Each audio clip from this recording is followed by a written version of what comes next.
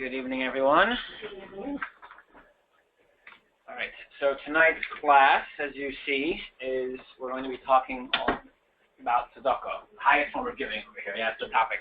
So we're going to be talking about the mitzvah of charity, the mitzvah of tzedakah, and in particular, we're going to be talking about what Rambam, Maimonides, describes as the highest form of giving. And what we mean by this, if you're not familiar with this concept, but Maimonides explains that there are actually 8 different levels, or 8 different categories of charitable giving. And he starts with the very highest rung, so to say. Well, what is the highest form of charity? And that's our very first text of the night, as you see here on the screen or in your handout. It's from Maimonides, the Mishnah Torah, and it's taken from the section of the Mishnah Torah called the Gifts to the Poor. And here in the 10th chapter there, already well into the mitzvah. And he explains, to the English translation, there are 8 levels in charity, and each level surpassing the other. The highest level, beyond which there is none, is a person who supports a Jew who has fallen into poverty by giving him a present or a loan, entering into a partnership with him, or finding him work so that his hand will be fortified so he will not have to ask others for alms. Concerning this, the verse states, and this is a verse from the book of Leviticus, book of Vayikra, it says, "You shall support him, the stranger, the resident, and he shall live among you." So Rambam explains, implied in this verse is that you should support him before he falls and becomes needy. So he says a lower level than this is one who gives charity to the poor without knowing to whom he gave and without the poor person knowing from whom he received. So you have the anonymous donor, right? You don't know who got it, you don't know who gave it, it comes when you need it without any credit for it. That's a lower form. For this is an observance of the mitzvah for its sake alone. Right? You're not getting any credit. And this type of giving was exemplified by the secret chamber that existed in the temple. The righteous would make donations there in secret, and poor people of distinguished lineage would derive their livelihood from it in secret. And a level close to this temple giving, is giving to a charity fund. All right. So thinking about this highest form first that Rambam describes is the famous proverb that if you give a man you give a man a fish, then he'll eat for a day. But if you teach a man to fish, then he'll eat for the rest of his life. So this idea is what Rambam is describing as the highest form of tzedakah. The highest form of all is where you empower someone to be able to take care of themselves. Give them a loan that starts a business, give them a job that provides a livelihood. This is the highest form. Now, I guess understood as the inverse of this highest form is that when you're giving a person money, instead of giving them a livelihood, if you're just giving them money to meet a particular need at the hour of need, then in a certain sense this continues their state of poverty. You're only giving them enough to get by today, which means they're going to have to ask again tomorrow. So even though this is a charitable act and you're helping somebody, you're not helping them in the deepest way that you can help them because they're stuck. They remain stuck in this poverty. So the highest form of tzedakah is where you kind of put yourself out of business as the giver, right? The goal of each charity should be to put themselves out of business, to rid the problem. Now, so this is the Rambam's, where we're starting tonight, and this is Rambam's categorization of the different levels. But when we think about it this way, loans, business loans and jobs, those are harder. It's harder to uproot poverty than just to give a donation, right? It's harder to eliminate unemployment than it is just to throw money at problems. In a certain sense, donations are easier than loans. They're tidier, right? You make a donation, you write a check, and then you're done.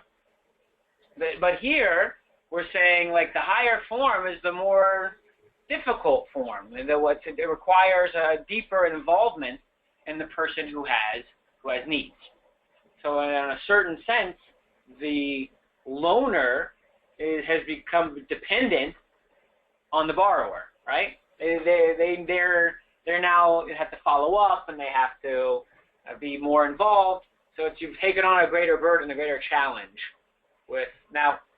In describing this challenge of the highest form of giving, the next text number 2, is where the Medrash seems to explain that from this perspective, from the highest form, giving tzedakah is actually a test for the wealthy.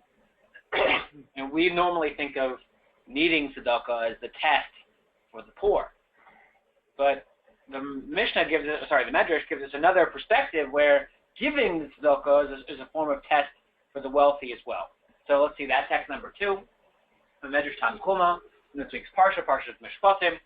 It says, when you lend money to my people, that's a key verse that we're going to be analyzing tonight from this week's Torah portion.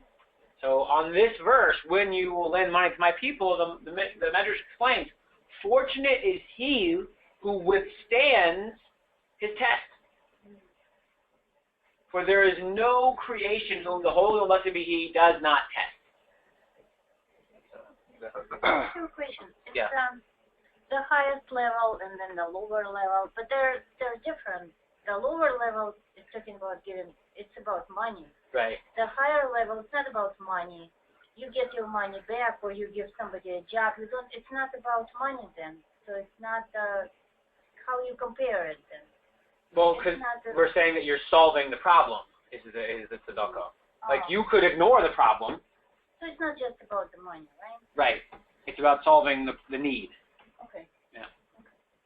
So, blessed be the Holy Blessed be He, and it tests everyone. So the wealthy person, God tests him whether his hand will be open to the poor and lend him money.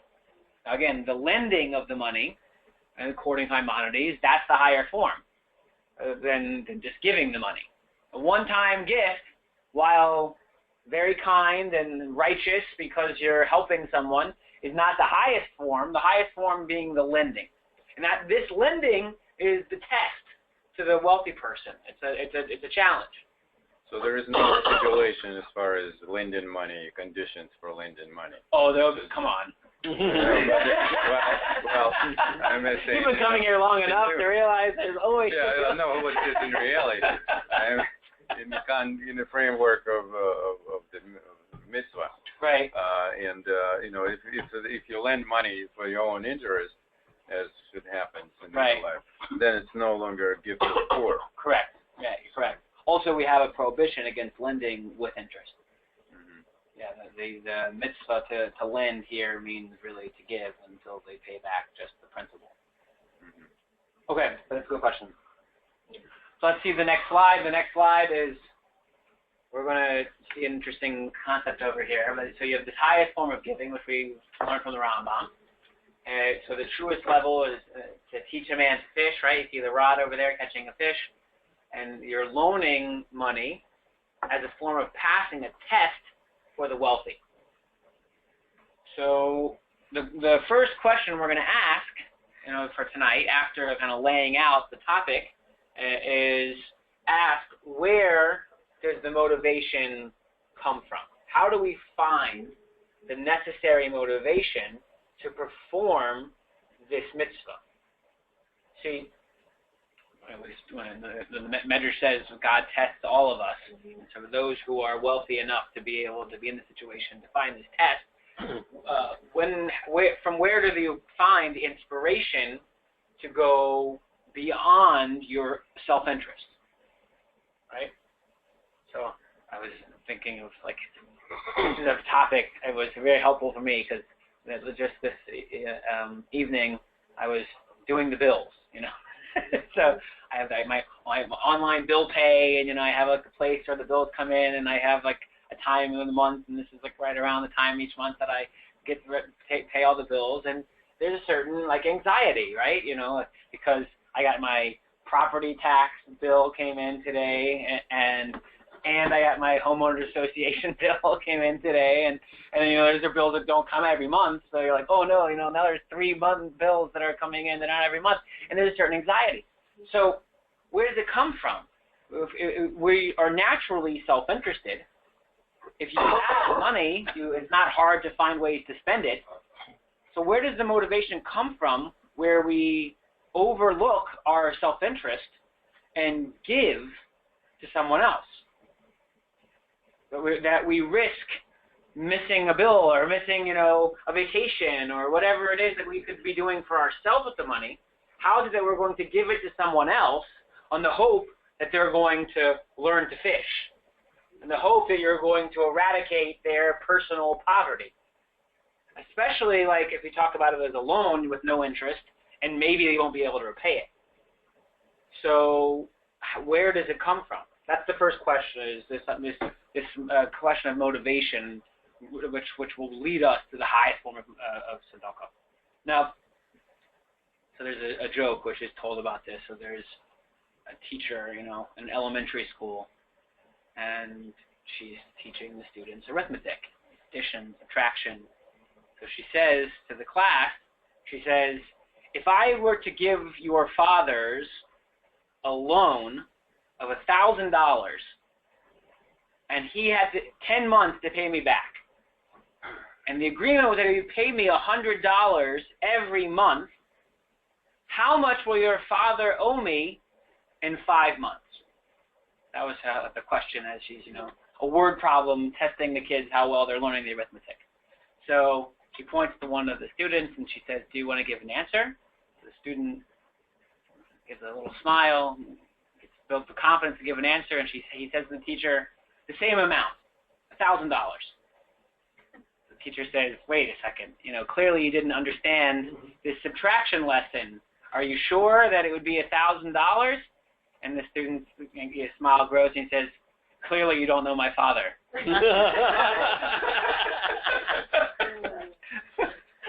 So, where does it come from, the motivation that maybe you're not going to get paid back and you're going to lose the money? How do you give beyond your self-interest? Now, so for tonight, as I said, it's in this week's Torah portion. It's found in Parshas Mishpatim. We're going to cover a few interesting angles that show a uniquely Jewish perspective on this mitzvah of tzedakah. And the mitzvah of tzedakah is called the mitzvah throughout rabbinic literature. We have a uniquely Jewish perspective to tzedakah, many different angles that are uniquely Jewish, because it's considered like the proverbial mitzvah throughout rabbinic literature.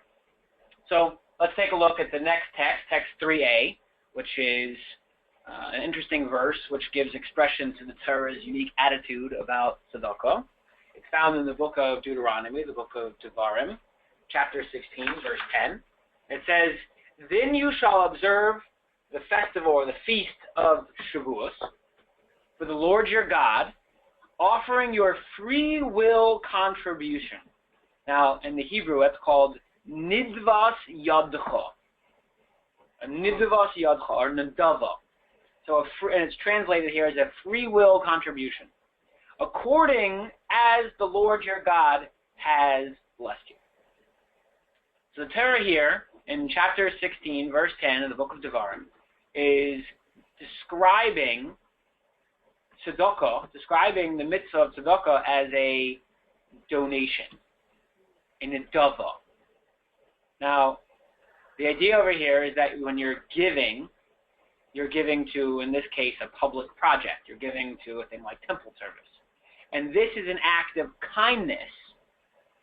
It's an act of generosity, which is motivated by the spirit of generosity, right? You're doing something kind, motivated by your own spirit of generosity. Now, if you look at text 3b, Haver Beinu B'chaya, one of the commentaries to the Torah of the 13th and 14th century, another one of our Western European commentaries.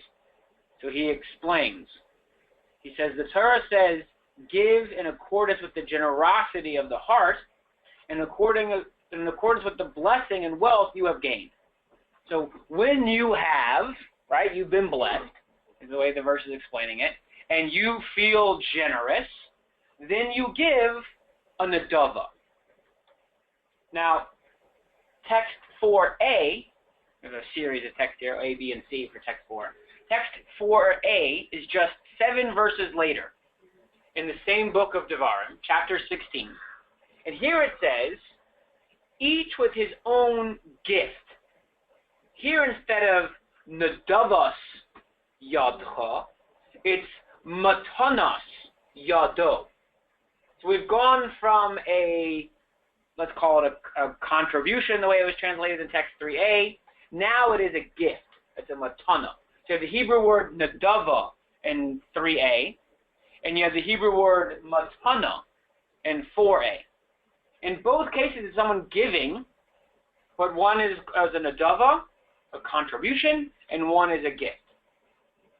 And you're giving according to the blessing that the Lord your God has bestowed upon you. In each case, it's from the blessings that God has given you, but one is a contribution, the other is a gift. Now this is, if you look in text 4b and Megillah Esther, it's not the only time we see the word matana. We have the mitzvahs of Purim, Matanas Lavyonim. Let's see the text 4b in the English translation of the book of Esther. The same days on which the Jews enjoyed relief from their foes, in the same month which had been transformed for them from one of grief and mourning to one of festive joy. They were to observe them as days of feasting and merrymaking, and as an occasion for sending gifts to one another and presents to the poor. So presents to the poor, the tzedakah here is called matanos la'evyonim.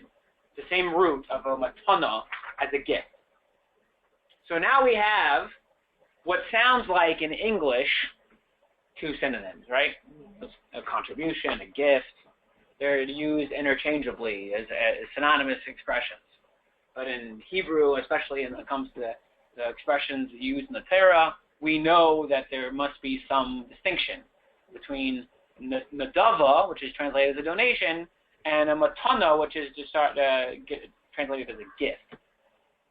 Now, in order to a little bit understand what's a gift and how to distinguish a gift from a nadava, and to distinguish a matana from a nadava, a gift from a contribution, we have 4c, which is from the Talmud. The Talmud explains what's the concept of a gift.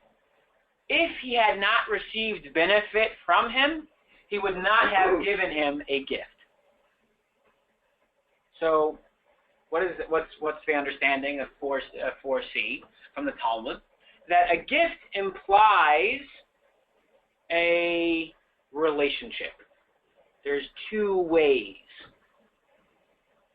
So, if we dig into the Talmud a little bit, so again, let's understand what we're saying over here. We're saying that you have a nadava, a contribution, and you have a matana. So what we don't want to just read facts and say they're the same thing. We want to know what's the difference. Why does the Torah use 2 different expressions for giving? So the second expression is a matana. And what is a matana? So the matana is explained in the Gemara. It's that it's like reciprocal, right? You read it again. If you didn't get something from someone first, then you wouldn't give them the gift. So if you think about like the last gift you gave. You know, it could have been to a friend or a spouse or a child or, something like this. Because there's already an established relationship and you, the giver, get something out of the relationship, whether it's a, companionship or nachas from your kids, or affection from a spouse, whatever it is, because you have this relationship, you reciprocate by giving a gift. So the way the Talmud is explaining over here, this term, what is the difference between a matana and a nadava? Matana is when you're acting in the context of a 2-way relationship. Now, if we take that understanding from the Talmud of this 2-way relationship and then apply it back to the concept of tzedakah, then this changes our understanding. A lot of times we think about tzedakah as like there's not necessarily a relationship, right? Especially when we learned the first text of Rambam, it's already considered a high level if it's given anonymously, right? The seventh level up, the next to the highest, is when it's anonymous. It's not that you necessarily have to have a relationship with the person that you're giving to. It's even better if there's not a relationship necessarily. It's not predicated on there being a relationship. You're just addressing a need for the sake of addressing the need. So here, this second level, and I'll come to your question, this second level of giving as a matana implies that there's some form of relationship where the recipient deserves, on some level, the gift. Okay, you have a question. Oh, you're going back to Deuteronomy 16:10? Yeah. The free will contribution? Yeah. When you say, I guess I'm confused, because when you have a relationship, with the Lord that you want to contribute, right? You never feel a gift or an obligation? Yeah, and in all cases, the relationship with the Lord, in both cases, that's a good question. In both cases, Nadava and Matana, we see that the person who's the giver has been blessed by God. Mm-hmm. As a result of the blessing that they've received from God, they have something to give. Mm-hmm. Now, so step one is God gives to the giver. And then step two is the giver gives. And then there's like two types of giving. There's the giving which is called nadava, and there's the giving which is called matana. You with me? There's a giving which is called contribution, and there's a giving which is called gift. So we want to know what's the difference between the two. So far we've only dug into the second, which is the matana. The matana, the gift giving, according to the Talmud, is where there is some type of two-way street. There's some kind of reciprocal relationship, which adds a layer of complexity to our understanding of tzedakah, because it implies that there's a relationship with the recipient where they deserve it, right? With me? Yes. Okay. Now, so this changes if we go through these steps of analyzing the words used in the Torah to describe this mitzvah. This changes the nature of giving. Now, it's not just, we're going to see in the next text, not just important that you give and you satisfy the need, you address the need, but now when we think of it as this kind of relationship that's happening, if there's a gift and the recipient has a relationship or a claim almost to the giving, so here the way you give will be important as well. Not just how you give, but the way you do it is important as well, because it's after all it's in the form of a context of a relationship. That's text. Oh, go ahead, Bert. Go back to the phrase just caught my eye here, where it says, "For sending gifts to one another and presents to the poor." Right. It's like in the Shlachas Manos right. arrangement. It's sort of, some of it is to the poor. Right. Some of it is to someone you know. And correct. It has to be someone you know, not just right. anybody. Now, practically, and for Purim, there are two different mitzvahs. Right. Shalach Manos is gifts to your friends, right. And Matanas Lavyonim is gifts to the poor. Okay. Okay, text number 5. Let's see this relationship dynamic. This is from the teachings of the Lubavitcher Rebbe. It says the charity one is expected to give is not to be an act of benevolence. Rather, one must give away to charity as if the recipient is entitled to it. Therefore, he gives it as a gift. Again, this is the Talmudic understanding of what a gift is. Not with a frown, but with a cheerful countenance, as one gives a gift, for one who gives generously. But didn't we just say a couple slides ago it's not supposed to be a gift, it's supposed to be a loan? That's the highest form of charity. Oh, so okay, so you could still do this. Right, but now we're seeing that, like, if we would, now, I'm not saying it's the highest form in order to distinguish. I'm saying it's that highest form, now we have to reckon with this level as well. We're going to have to reckon with this level that it's given with a certain spirit. See, our first question, which was, how do you give, was kind of predicated on we don't want to give. Right? We're self-interested. I want like a new iPhone, or I need, whatever I need, or I have this bill that I need to pay for. It comes first. So the premise of the question was we don't want to give. So where does motivation come from? So let's say that you don't want to give, but you know it's a mitzvah, so you give. So if you don't want to give and then you end up giving anyways, how does your face look? Usually it's with a frown because Yeah. it's not something you feel about. Or it's like with a forced smile, right? You're like, oh. A crimped panel, like my mother said. A pinched face, right? Yeah. So you're grinding your teeth while you're smiling. Like, here, take the check, So here we're saying, we're going a step further. The question just became stronger. That the word that the Torah uses to give tzedakah is in the form of a gift. So if we go deeper than just like the English, what's a gift? A gift is when you have a relationship with somebody. And when you have a relationship with somebody and you're giving them a gift, you give it in a way which is cheerful. So not only do we have to overcome our self-interest, we have to overcome our self-interest in a way that we're happy to do it.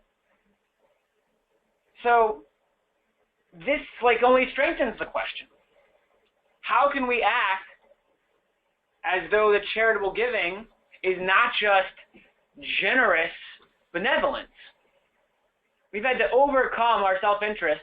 Now, one way to overcome your self-interest is by redefining yourself as a selfless person, right? Right, give anonymously, right? Look at me, I'm anonymous. Yeah. You are such a low person, you have to have your name on the building. I, on the other hand, am anonymous, right? So it's like the way that you're able to overcome the self-interest, which is paying your bills or buying your desires, is by, thinking of yourself as higher. I give.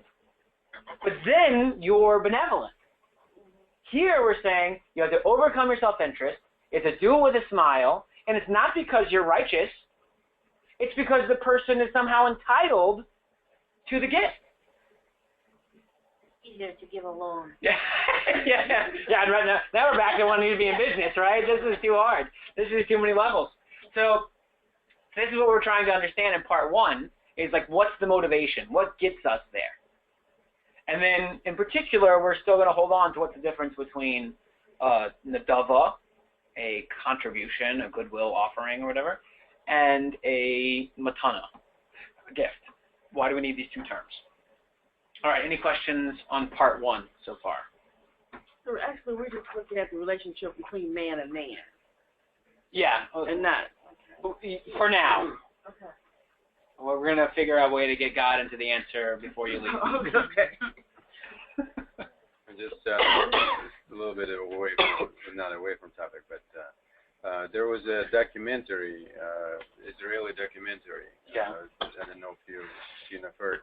When it was called Some Gifts, and it was about a woman with a sick child from Gaza admitted to Israeli hospital, and they're using the money given as a gift to the hospital. And the child is rescued from this sort of congenital heart disease or something like that. The child was saved, and the woman wants to talk to the gift giver to thank him or her. Yeah. And the hospital explains that not only the condition on which gift was given, that the donor stays anonymous. And she insists that she wants to talk to that person. And they talk, but that man, I think, or woman, I don't remember, but still doesn't identify himself, the donor. So they ended up not finding out who it is. So I'm curious to know what would be, if this is a lower form to give anonymously, right. Why wouldn't anybody want to be known and right, so to clarify, it's the highest of the lower forms. The anonymous giving is the highest of the lower forms. It's not the very highest, but it's the highest of all those that aren't the highest. Just to be clear. Now, why would a person do that? And what motivates them to give at that level? I guess because they want to give because it's the right thing to do as opposed to aggrandizement. Being known was also the right thing to do. Is it all out of modesty? that not Probably. have to be, Right. worshipped as a big donor and Right. life savior or whatever. Yeah, probably. It comes from that sense of modesty, humility. Mm-hmm. I mean, sounds like a fascinating documentary. Yeah, I wasn't familiar documentary. with it. There was more to it. There was that woman when they were released back to Gaza. They were talked to the reporter, Yeah. and the reporter asked, "What do you think of Israel now? What do you think?" And they start talking like, "No, we still want them. We still want them out, right? Yeah. They can take their hospitals Yeah. no training fee. Right. Yeah. All right. So let's go back. I'm glad you brought this point up because we're going to go back now a little bit to the more narrow form of charity. We got broad about giving and entitlements and these type of things, but we're going to go back now to the narrow form of charity, which was lending money. So tzedakah as lending money. For the summary slide. So our question is matana versus nadava, and these two expressions. So charity. And the later text in chapter 16, verse 17 of Devarim is a charity to be given in the way of a gift. So that means if you do it with warmth and respect, like you would give a gift to someone you have a relationship with. It's a two-sided thing. So the question we're asking is, what's the motivation? How do you bring yourself to this level? And not only you're giving with a happy face, and you're giving in a way it's not your generosity, it's giving it because that person is entitled to what you're giving. Where does that motivation come from? All right, so text 6a. The next text is this week's Parsha. It says, when you lend money to my people, to the poor person who is with you, you shall not behave toward him as a lender. You shall not impose interest upon him. So we're going to, take a closer look at this text, this verse, and kind of like pick it apart. So the first question we're going to ask is, who is intended to be the beneficiary of the loan? Now, simple reading is poor people, right? It says the poor person is with you. But if we look closely, before it says the poor person with you, it prefaces by saying, my people. And the my people aren't described in their economic state, whether they're poor or not. It's described as my people. So one way of learning that part of the verse is that our lending isn't limited to the people who are poor. Well, you might even lend to people who are not poor.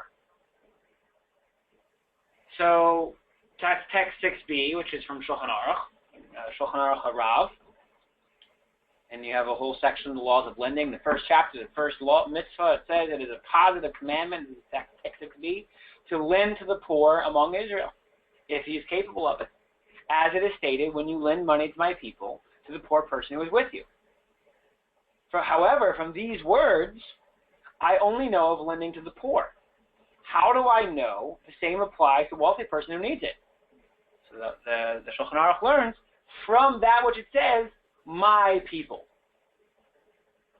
So now we've broadened this particular mitzvah, the mitzvah of lending money, to not just to poor people, but to my people, which is everybody. One way is thinking about it is like it's in a certain way. If the point is to keep a person sustained, then if their businesses, even though they're wealthy right now, if the loan is going to keep them from losing money, that's also a tzedakah. So that's like question number one. Who is supposed to get the loan? So now we've broadened it to poor and even people who aren't poor necessarily. So question number two is it says in text 6a, don't act as a lender. So first it tells us to lend money, but then it says, but don't be a lender. So how do you do that? How do you lend money without acting as a lender? So here's how does a lender act? The end of the verse says a lender normally acts by lending with interest. You're lending as a form of a business, right? I am only going to give you $100 if I make 110 back, right? I need a 10% return on my money in order to make out a loan. That's how lenders behave. So the simple reading is to not loan with interest, which is the end of the verse. But just like it's less simple in the first half of the verse, not only for people, it's not only interest. Is how we don't act like a lender. Another way to not act like a lender is you're not allowed to, like what's called, hold on to the debt. Which means that if you lend money to someone, the borrower, if they've lost their ability to pay you back, then how would a lender act? You try to collect, right? A lot of times, not only do you lend with interest, but also you'll need collateral or a guarantor, right? So if everything's fine, I'll loan you the 110, I'll loan you the 100, you'll give me 110 back. But if everything's not fine, you're going to give me 110 back, but in the form of your house or your car or your business partner who co-signed the loan. That's how a lender acts. So by not acting like a lender, it's not only interest, but it's the biblical source for like what we call bankruptcy. You release the debt.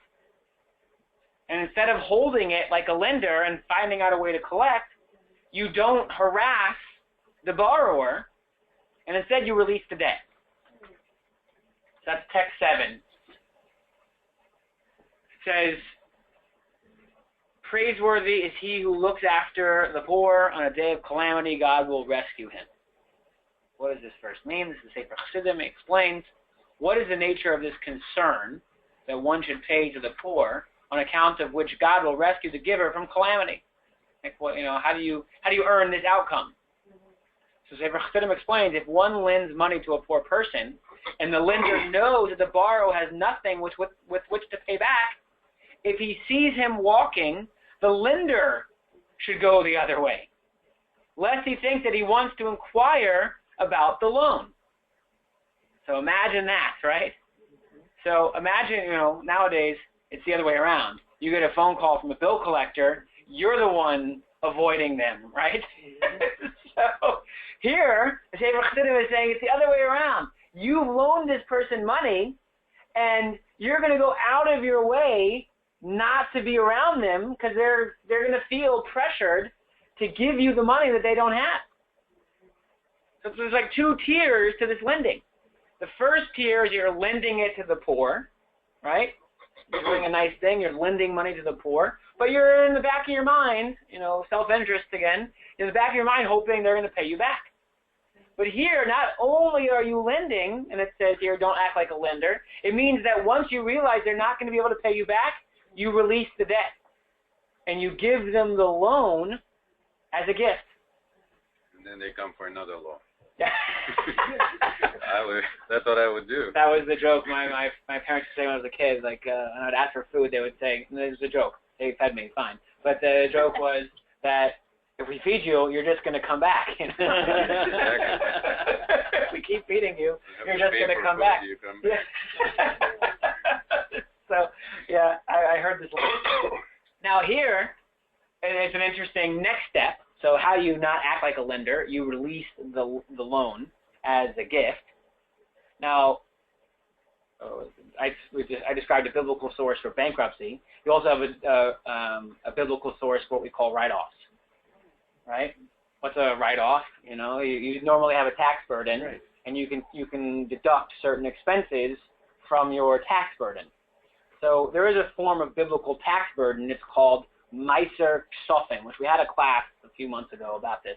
Meiser Ksofim is where you give 10%, Eser is the root of Meiser, you give 10% of your profits.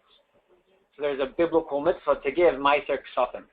So if you enter into this loan agreement, or this lending agreement, and initially the terms were you be paid back, but now you see that the person can't pay you back, so you switch the loan into a gift, so you can write off the gift from Meiser Ksofim. You can take it out of your tithing. Yeah, you can expense it to your tithing, exactly. So let's look at text number 8. This is from a sefer called Hilchos Ben Adam Chavera, or the laws governing human interaction. So let's see this text. It's translated in English. There is no obligation to lend money to one's neighbors if they are wont to return what they have loaned. Meaning, if the person anyway has the means to pay back, it's not like a mitzvah per se to give them a loan. It's a nice thing to give them a loan. There's nothing prohibition against it, but you don't have the same mitzvah. However, if their financial state permits them to receive charity, for example, they have been suddenly faced with heavily financial commitment, like a child's wedding, which they are unable to meet with their regular shared income, and therefore they have the right to receive charity, then this loan may be viewed as charity from the outset, and to consider it as Meiser Ksofim from the outset. Meaning you can go in with eyes wide open. It's very likely that this loan is in fact going to be charity. Now, this concept of being Adam L'Chavera and like to loan like this, to help people, is what we call the concept of the Free Loan Society. And you have it here in Detroit, the Hebrew Free Loan Society. Or you have what's called a Gemach. So Gemach stands for Gemilos Chasadim, acts of kindness. It's throughout Jewish history. It's widespread pretty much in every established Jewish community that they set up free loan societies to help people who are poor. And it's one of the ways you can give your Meiser Ksofim is to fund things like Hebrew free loan. Now, the next text number 9, this is a sefer called Avas Chesed, which is the love of kindness, love of giving, and this is written by the same author of the book, the Chofetz Chaim. Maybe that's a more popular name you might have heard of. Also, the Mishnah Brura. It's another sefer was all written by Rabbi Kagan. He was a great 19th, 20th century scholar. So explained, it says, those who do not have the ability to regularly issue free loans may join together with others and make a free loan society. And such is the custom amongst Jewish communities throughout the world for there to be a free loan society in nearly every city. Hebrew free loan, they do require a co-signer. They do? They do. Oh. We had a loan. Really? Yeah. When we wow. bought the first car.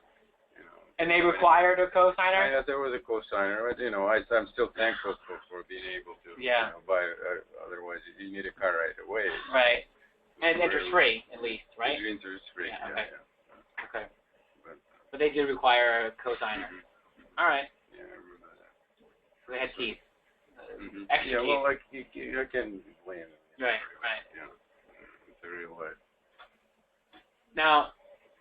So now we've added another level, like to look at the loan, and that the loan is meant to become a gift, and the eventual outcome that the person can't pay you back.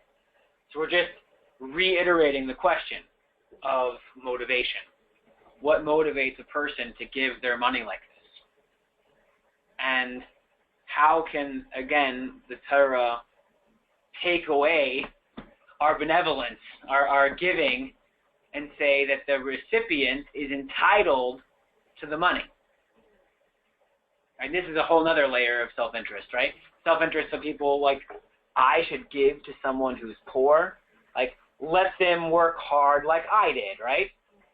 I've heard this plenty of times, I earned this. It's my hard work and my determination, my success, and like that. Let the person work hard and that kind of thing. In fact, it's better for them if I don't give them money, because that will force them to find the industry to lift themselves up like I did, that kind of thing.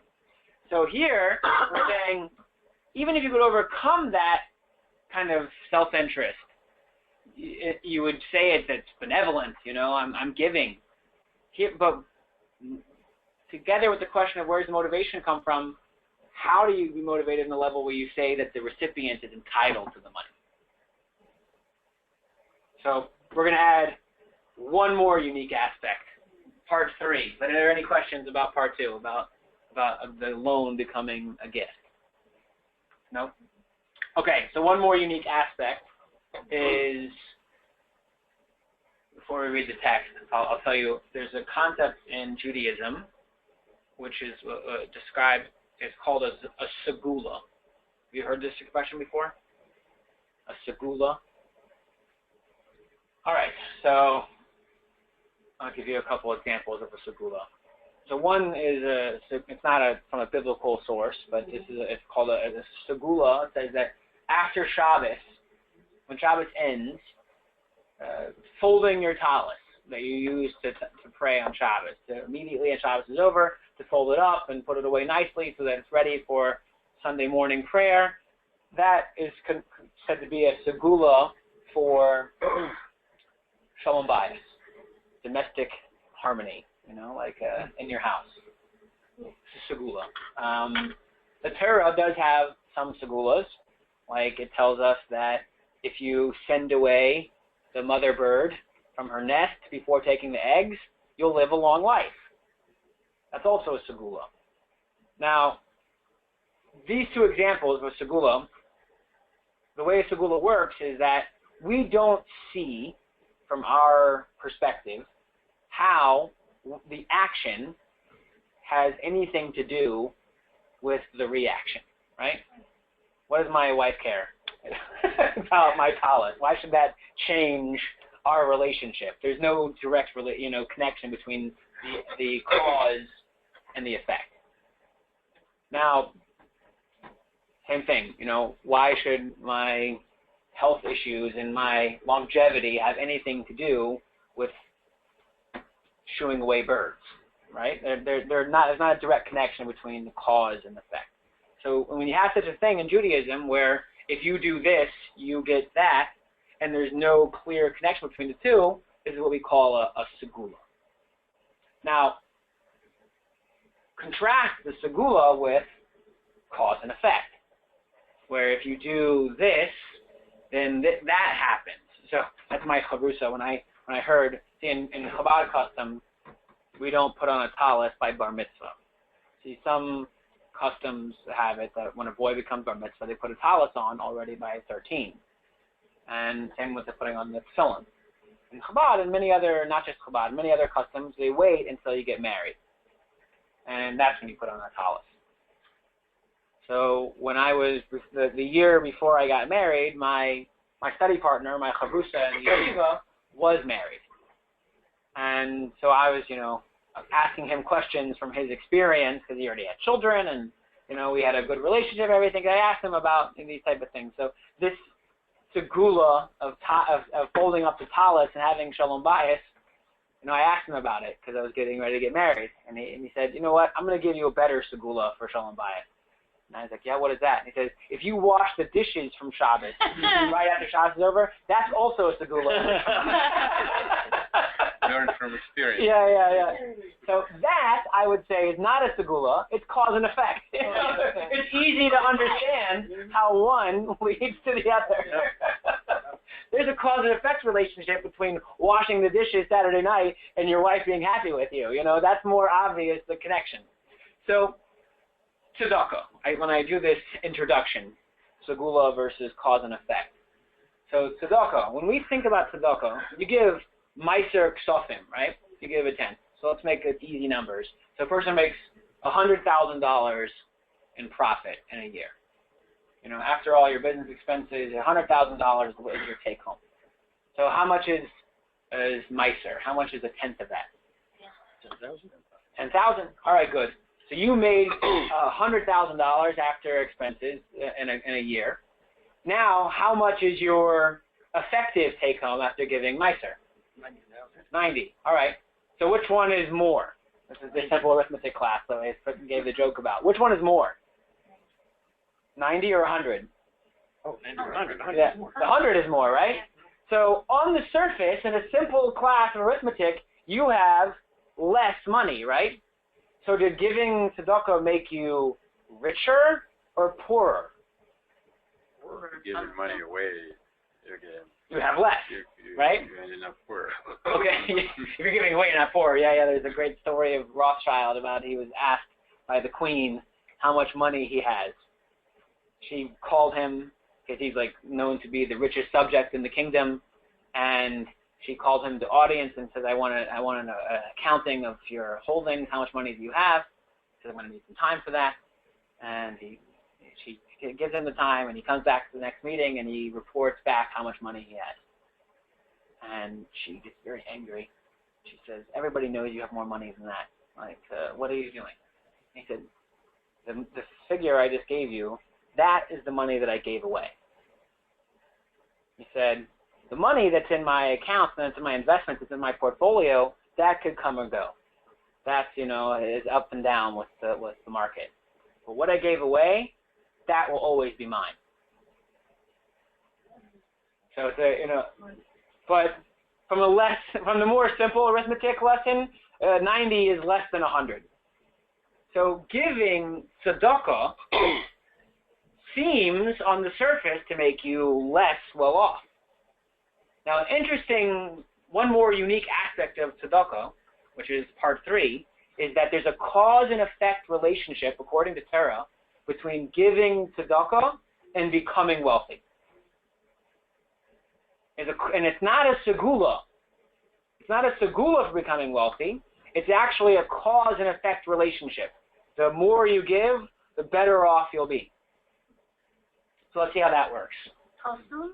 Oh, how soon does that work? It's interesting. According to in the Talmud, it says this is the one mitzvah that God says you can test me. Like, you're not supposed to test God, but it says this is the one exception. If you want it to test this is out, now you can test me. I'm good for it, God says. Here comes the motivation. The relevant question is how long do I How long wait? does it take for the return? All right.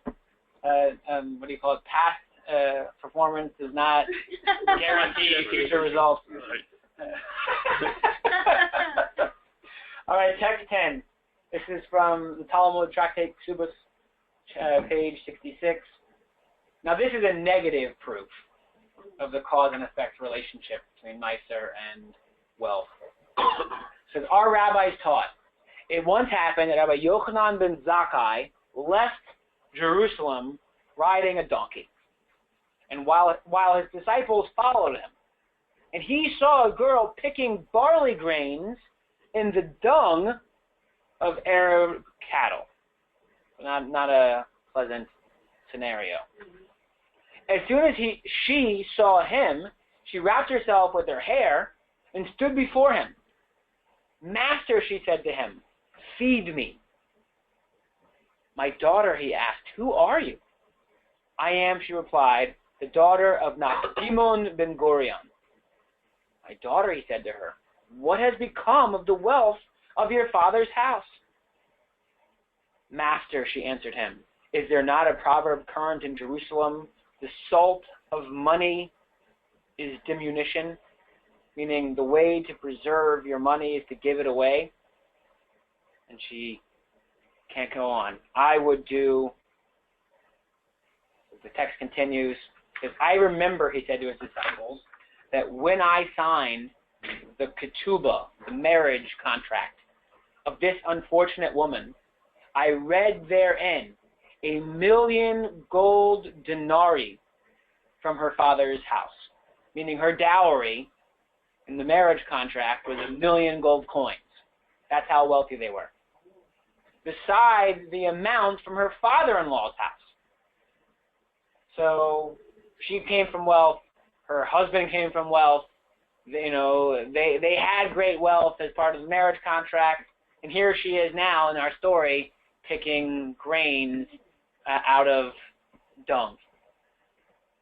Thereupon Rabbi Yochanan ben Zakkai wept and said, how happy are Israel when they do the will of the Omnipresent. No nation nor any language-speaking group has any power over them. But when they do not do the will of the Omnipresent, he delivers them into the hands of a low people. And not only in the hands of a low people, but into the power of the beasts of a low people. So she says, you want to know how I got in this situation?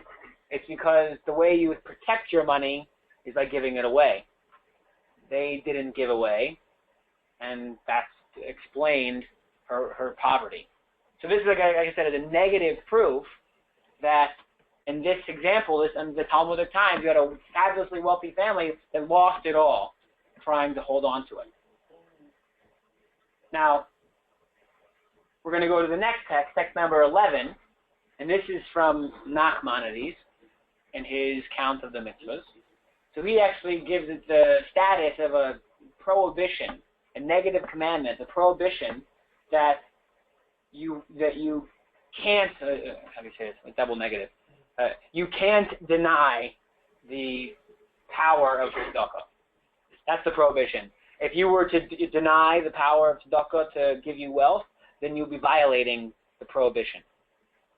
So let's see Nachmanides, text 11. One should not be upset in giving charity to the poor, and should not give it to them ungenerously and think of it as a diminution for us. Right? You shouldn't think that 90 is less than 100 in my example. Rather, we should see it as a reward, a benefit, and an addition to our money. For he, the Blessed One, will repay us many times over. And so did the Exalted One say, you shall surely give him, and your heart shall not be grieved when you give to him. For because of this thing, the Lord your God will bless you in all your work and in all your endeavors. So here's the promise. You'll be blessed as a result of your giving tzedakah. So therefore, it's already a prohibition. You can't do it without the necessary generosity. Now, the next text gives us an interesting metaphor. First, from the biblical source, the book of Hosea, it says, sow righteousness for yourselves, reap according to loving kindness, plow yourselves a plowing, and it is time to seek the Lord until he comes and instructs you in righteousness. So this is an agricultural take on tzedakah according to 12b. So I mean, we're using the metaphor of planting, being a farmer, in order to understand how tzedakah works. So this is back to the Avos Chesed, which we quoted from before in earlier texts. It says, a person might wish to sow his field, even though at the time of sowing he casts his grain seeds to the earth, for he's nevertheless certain that eventually 100 times more will grow. Right? So you might think throwing your seeds from the outside looking, throwing your seeds into the dirt is a waste. But the farmer does it because he knows that it'll grow. So too, this metaphor is explained, so too one should desire to give charity and can know with certainty that God will bless him for this mitzvah, and his possessions will increase many times over. So, you know, again, it's easy to understand this metaphor, but the idea is like the seeds are thrown away as step one. But the farmer doesn't do it thinking that he's throwing the seeds away. The farmer does it knowing that the power of growth will make it much greater, you know, right? I'm not much of a farmer, but I think, you know, with one seed, you can make a whole, like, watermelon, which is filled with seeds. You can make 1,000 watermelons out of the one seed that you throw into the ground. So this power of abundance, which comes from giving away, something that we see in the very nature of the earth. So the same nature which is built into the farming is built into this mitzvah of tzedakah as well. All right. So now we have 3 shots at this. What is so different about tzedakah? How do we get there? How do we get to this point where we're confident? That's part number 3. We are ready to release it and with a spirit of giving, even if we are making a loan, the highest form. And all of this, to repeat the question once more, is motivated somehow to not only give, but give in a way that we recognize that it's not some generous act. It's something which the recipient deserves, something the recipient is entitled to. So where does it come from? I think we have one more summary slide. So the key to wealth. Tzedakah shouldn't be viewed as a loss. it's a segula here, they're saying, but it's cause and effect, or kind of segula for bringing wealth and health and abundance. So our big question is, that we'll answer in part 4, hopefully, is what's so different about tzedakah. All right, so the next text number 13. Now this is like the big idea. So the big idea we have from what's called the sefer called the Orach Chaim HaKadosh. One of the few rabbis we have that gets the title the Holy Orach Chaim. You know, how great he was. Now, he goes back, if you look in text 6a,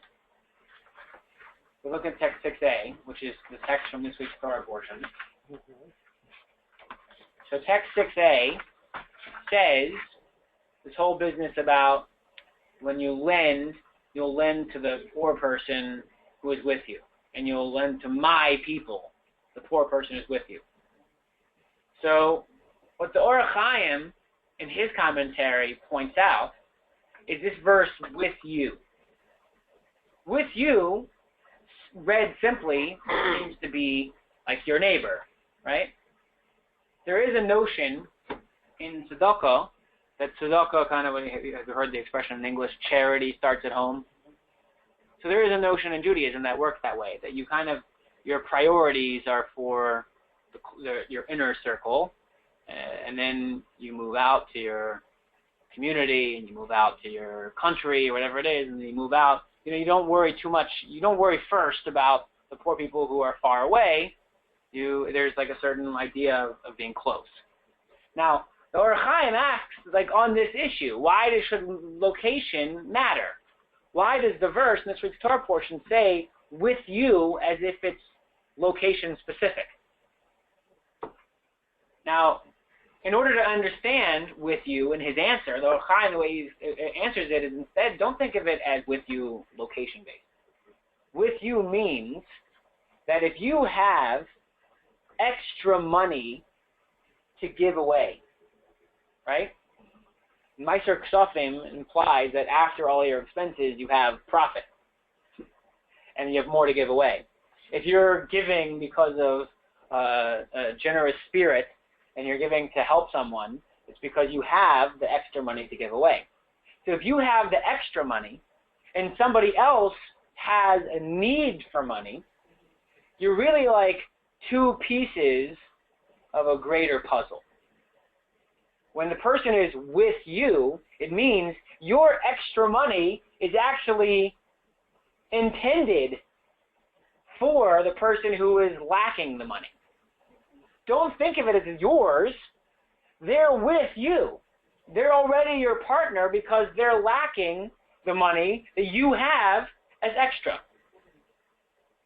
So the big idea of the Orach Chaim's answer of the motivation of tzedakah is that God created the world in order for us to be aware of the needs of others and for us to cooperate with each other and fill in.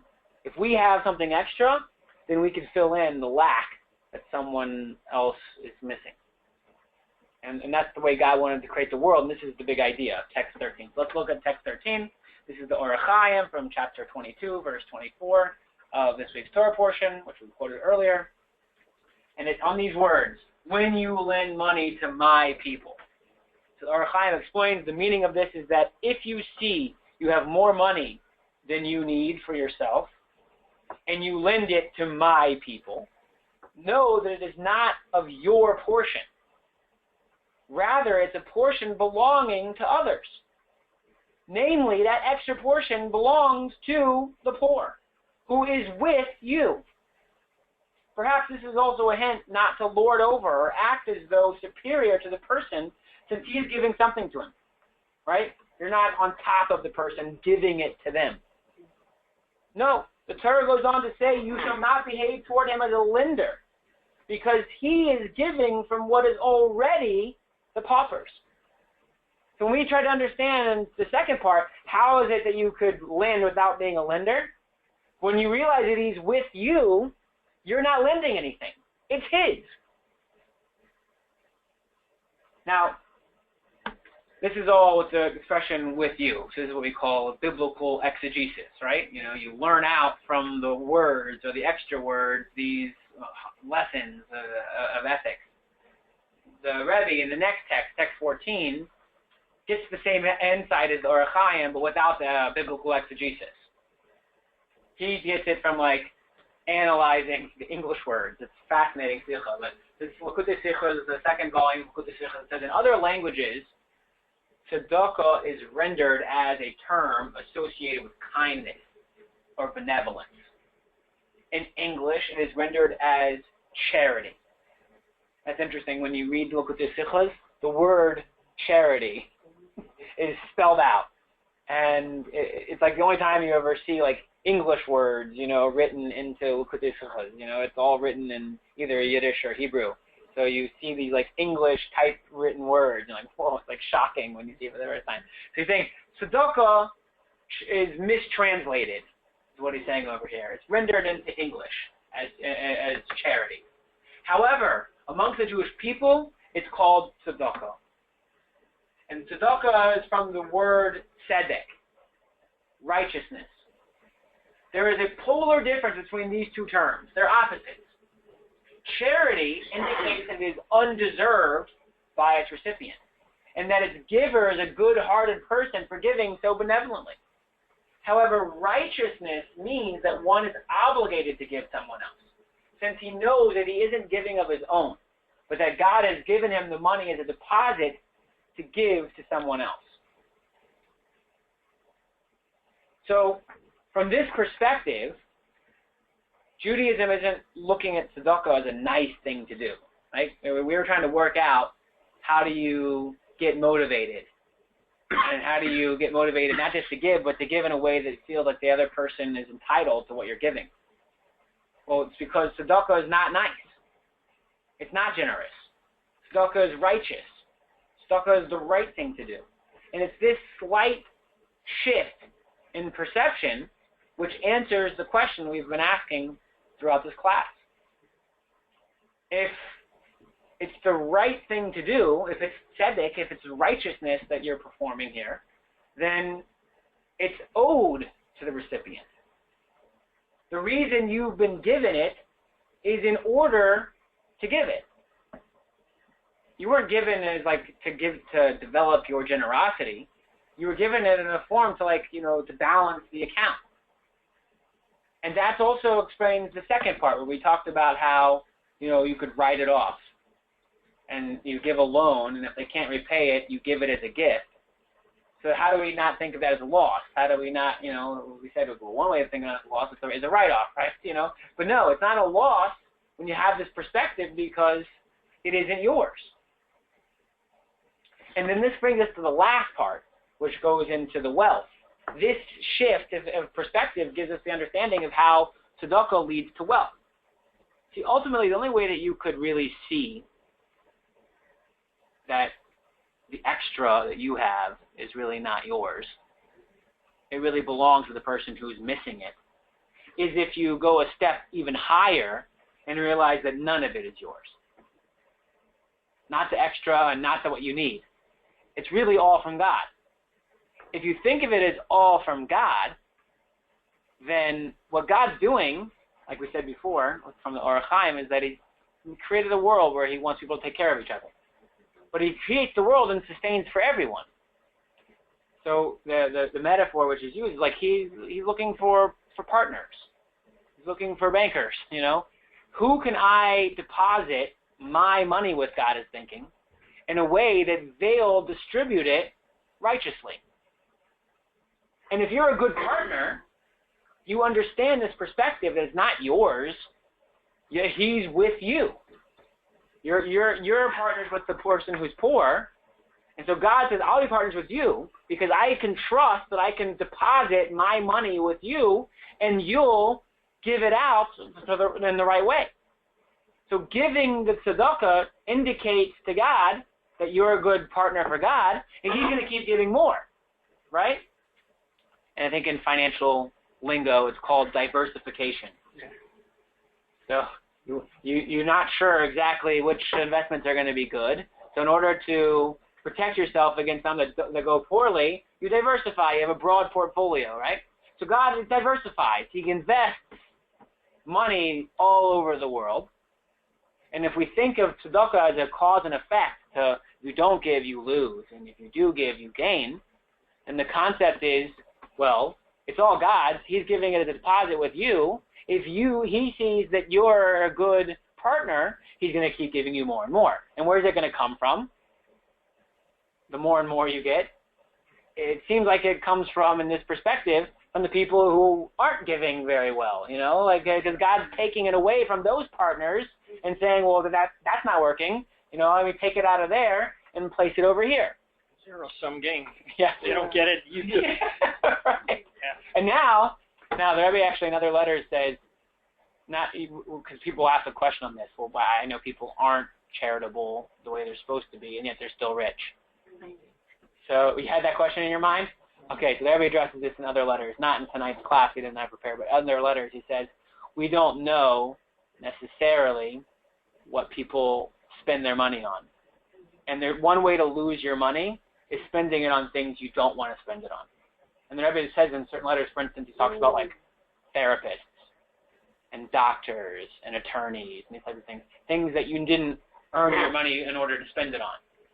So that you might still have a lot of money, but God is redirecting your money towards your therapist who's helping you out with your anxiety, or your lawyer who's helping you out from all the court cases you're facing. So you had that question. I didn't anticipate it there. So, okay, let's go back. So we had our first question, which was, how do you think of this? How do you get motivated to give and not think of yourself as a generous person? So our answer was, if you realize that God gave it to you, and he gave it to you in a way that you have a partner, is the one who's missing it, your extra is what they're missing, and that's the only reason you have it. So then you realize it's not being generous. It's being trustworthy. And then our second question was, well, how do you understand this whole lending and not getting back? How could I be motivated to lend out money if I don't know the guy's going to pay me back? Certainly, I'm not even going to make interest.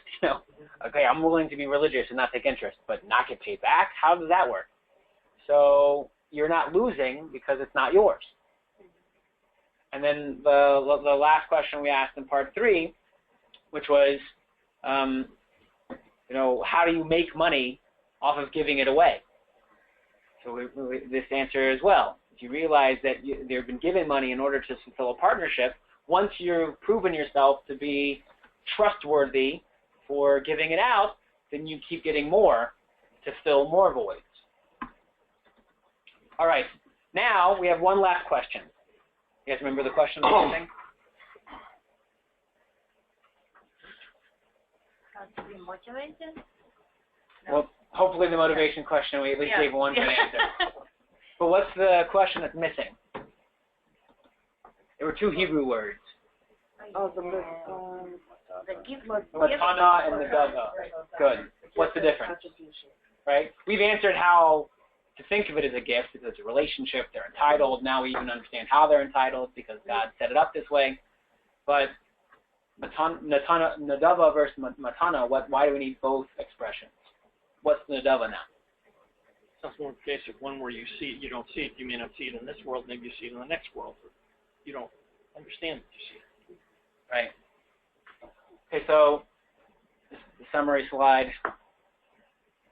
So owning what you have, tzedakah, righteousness, having this understanding that giving tzedakah really is not a generous act, it's a righteous act.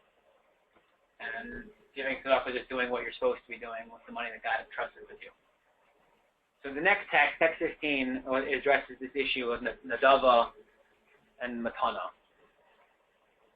This is Mukutei Sichos, another teaching of the Lubavitch Rebbe. He says, when a Jew fulfills the commandment to give as a free will contribution, that's the Nadava, and without paying any regard to whether he has proper means, he nevertheless donates to various charitable causes. So now we have a new situation. Until now, we've answered the Matana questions by setting up the scenario where a person has more than they need, right? that's a matana.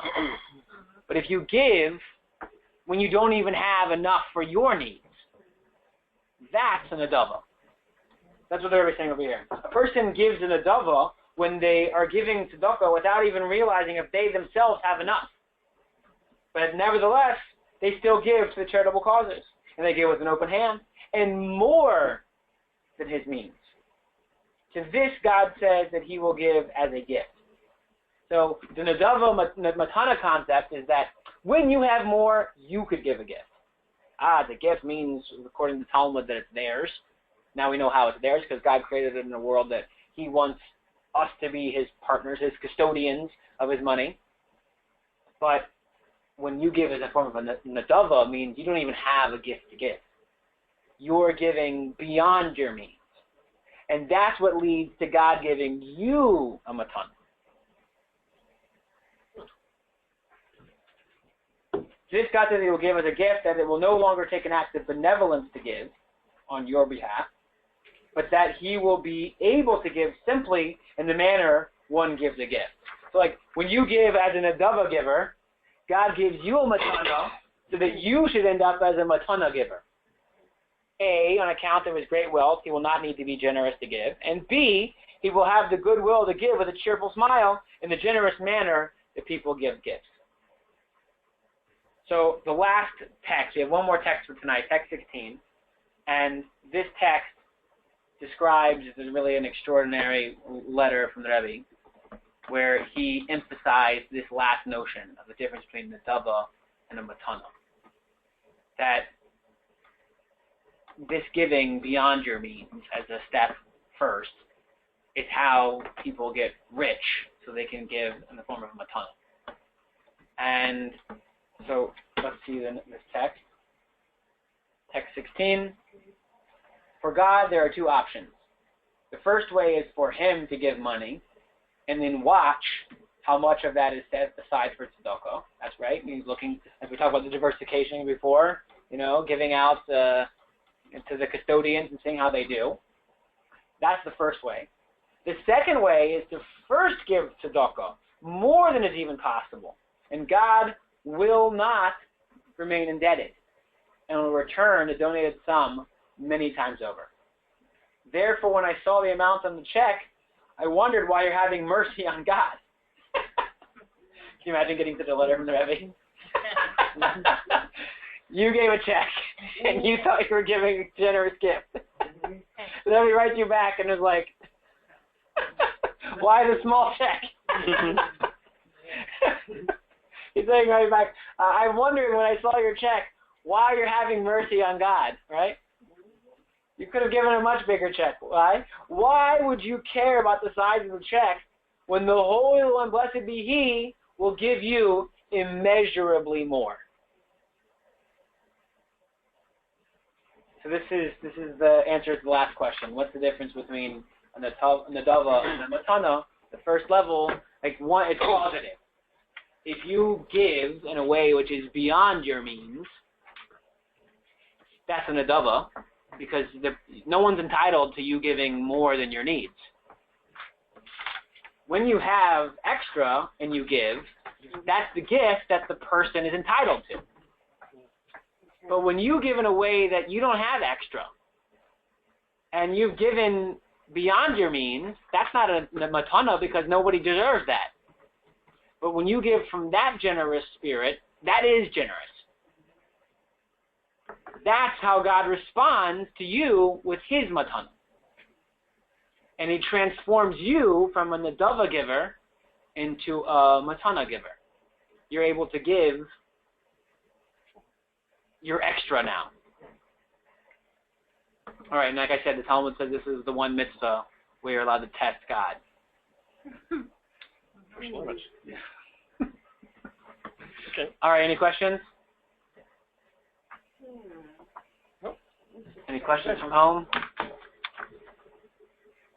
No? All right. So let's see the last slide, summarizing. So you have the money pouring down, the difference between a nadava and the matana, a gift and a donation. So tzedakah actually generates new wealth. So Yeah, well, I heard the economic term. I forget which one of you said it, the zero-sum game. Yeah. So that's the pie doesn't grow. You're just like, I get a slice, you don't, right? But another term is not a zero-sum, but like a win-win is where the pie just grows. So tzedakah generates new wealth. And the letter from the Rebbe is, don't take it easy on God. He'll make it back. Don't say that to God, he's not going to be able to pay me back my $10,000 donation, so I better write a $1,000 one. So write a bigger donation, and that forces God to generate blessings for you that are immeasurable. All right. I can still think of a few people that have so much money to give away so little. Yeah. They shouldn't be doing as well as they're doing. Yeah. You know how much they give. Well, I was working for such a company, and I know what they were pretending to give, but basically to their own. It was not to their own. Yeah, their own interest. Yeah. Right. It worked financially and has been still working. I was actually just reading an article the other way. I was reading an article about. I'll stop the recording. I was reading an article about